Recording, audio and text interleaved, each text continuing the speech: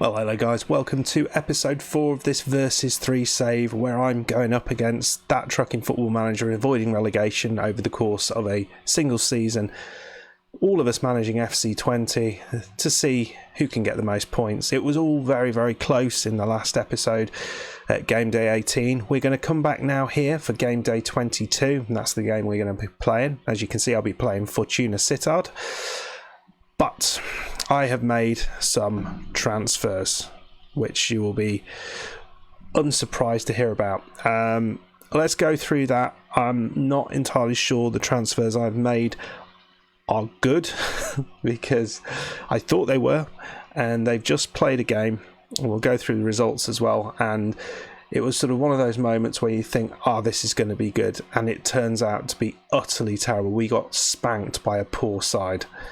Not pretty at all. Anyway, let's see those there transfers. I worked long and hard for this, so we have improved at the back. That was what I wanted to do, and that's what we've done. So, first one in, Andre Texeira. Name I can never say because it's impossible for anyone. No, Andre Texeira. Yeah, we'll call him that. Fairly well-rounded defender, but he's got pace, and I want a defender with pace. He's reasonably tall, but that's not his strength. He's a fast defender. I think that's pretty good. Valued at 1.4 million. Signed him from AEL from Cyprus, and for £450,000. So I think that's a pretty good signing.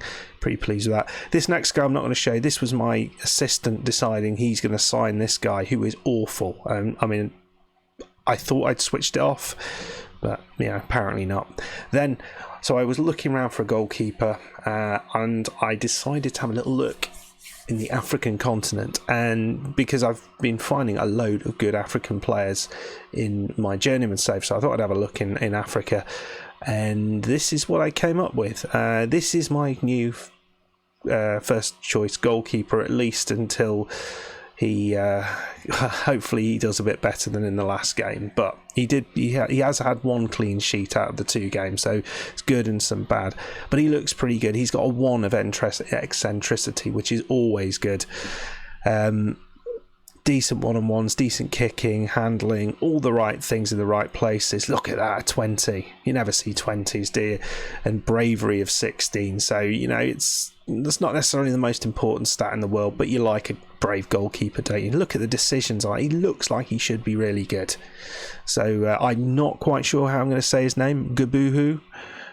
Then this one's a bit of a boo-boo from me. It was mainly the name rather than the quality, because I couldn't see his full stats, and I knew he was pretty good. Yeah, he will be pretty good. So he's okay. I had him as a backup for our central midfield. So that's what I brought him in for. So he is going to achieve that. It's just no one was happy with this signing. So Craig Post is another one of my assistants' signings. We're not going to look at him because he's again terrible. This is the one I was utterly thrilled with. I thought it was a really good value signing. £1 million from Celta Vigo, David Juncker. Left back, which is the place we desperately needed somebody. Look at the crossing on this guy. Look at that. He looks utterly brilliant. He's fast. He can cross the ball. He can do everything, this guy. He can do everything. He's even got fairly good defensive stats as well. But his first game, he did not go well. It was a 6.5, and I think that is generous. So let's have a look how we've done. December was not a good month. It was not a good month at all. I don't know why I've lost my... there they are.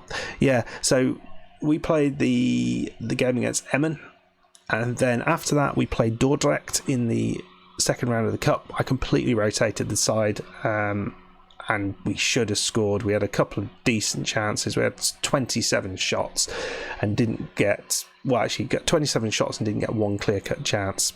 But it was an utterly rotated side. I did bring on a couple of the better players at the end, but it was a bit late when I did that. Then we played Wilhelm 2, and this was disappointing. We scored to get it back to 2-1, but we never looked in the game, and we were beaten. We played Heracles, who are bottom of the league. We beat them easily. This was with Gabahu in goal, so I was pretty pleased with this. Good performance, looked pretty good all the way through. Then played Utrecht, and this was the disappointment. They dominated the game, absolutely dominated the game. Goal from Zucchini, who now is out for 8 weeks, which is disastrous. So yeah, we're playing Fortuna Sittard. This starts a sort of ick run of games. Ick run? What does that mean? Who knows? I've got Ajax in there, but we've also got other games that we should be winning. Right then, so Fortuna Sittard are struggling. Let's try and get a victory over them, because if we can win this, then at least we are 3 points past the target that avoiding relegation set. But I'm a little bit worried that we may be in some trouble.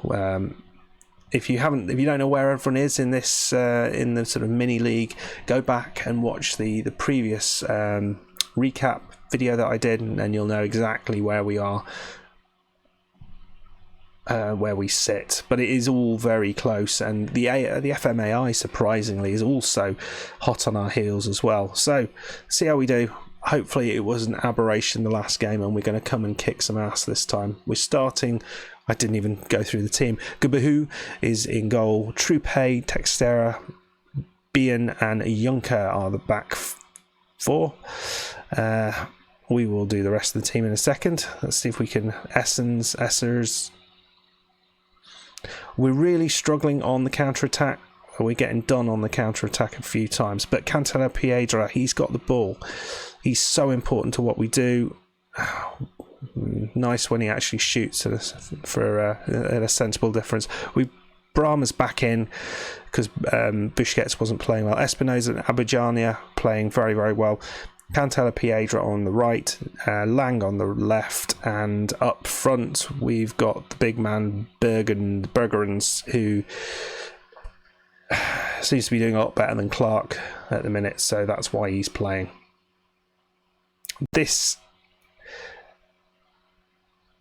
That pretty much sums everything up. 10 shots for us, and ball goes out. Our defenders decide not to pick up this bloke. He weaves round, shoots in from distance. I mean, look at this. There is no way on earth that this should be anything but cleared by these defenders. Who is this? Can't click him. Trupe. Yeah. So, yeah, that's utterly crap. Right, well, Techie, I imagine he's good with all sorts of electronic issues. Bergeron, he plays it into Cantella Piedra. He's the one player that can do something, but again, straight into the goalkeeper's hands. Only our second shot on target. Right, can we get something back here? Lang going down this left side. It was a disappointing loss against Emmen in the last game where we dominated the game, and hopefully it won't happen again. Trupe. Oh, it's over. It's over. Why didn't he play a low cross there? That seemed the sensible route. Just chips it up to the far post, and no one's ever going to score there. Oh, you missed that. You missed that. Oh dear. Oh dear. I feel we should be ahead by this point, or at least on level terms. I mean, 17 shots. And we got done by that. I don't know, it wasn't even a counter-attack goal over the top. Bergeron. He's supposed to be a good header of the ball, but yeah, so half-time, I can't really moan. We've had loads of chances, but not put them in the back of the net. Another opportunity. Cantella Piedra. Is that a penalty? Please let that be a penalty.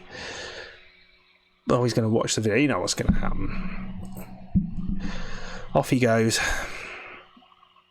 VAR. Looks like a giant rubbish bin, doesn't it? It's going to, yeah. So just going to pick out his lunch. And it's a penalty. Right, come on, guys. Let's put this in the back of the net. I think it's Espinosa taking the penalties, isn't it? Yeah. Oh, for fuck's sake.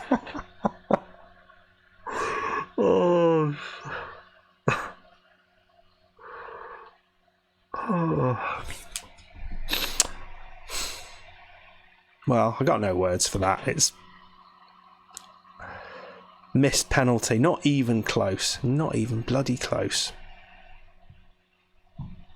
All right, we don't need Brahma sort of holding the fort back there. What I'd have liked to bring in was someone. I'm going to put the two fastest men in the world. Leon Clark going to play as a poacher. We've got some height up there now, so maybe we can do the business here. I just cannot believe the missed penalty. Juncker, ball in. What the hell was that? It was like a flash from the gods there and knocked it wide. 29 shots, 12 on target. Oh, there's the 30th. Right, well, I think we're going to have to go attacking. I can't believe this is going to happen twice on camera. Oh, for Pete's sake, it is, isn't it? It is. It is going to happen twice. I didn't even hit very attacking there. 36 shots. 13. And we've lost 1-0 again. God. Oh, dear, dear, dear. Well, that is not the most successful episode in the world. Gabue's demotivated. Everyone's bloody demotivated. That is bloody awful. Again, well, we are slipping down the table like a stone, but you feel that was unlucky. I mean, it was a bolt out of the blue, that shot from Cease or Sis or whatever he wants to call himself. And then the chances we had to get back into that, how did that not happen? Gutting, absolutely gutting. Well, we've got a run of games in. We're going to come back for one more, probably around this area here. I need to decide exactly what game that will be, and then we'll be ready for the final game, which will be for me, Herenveen.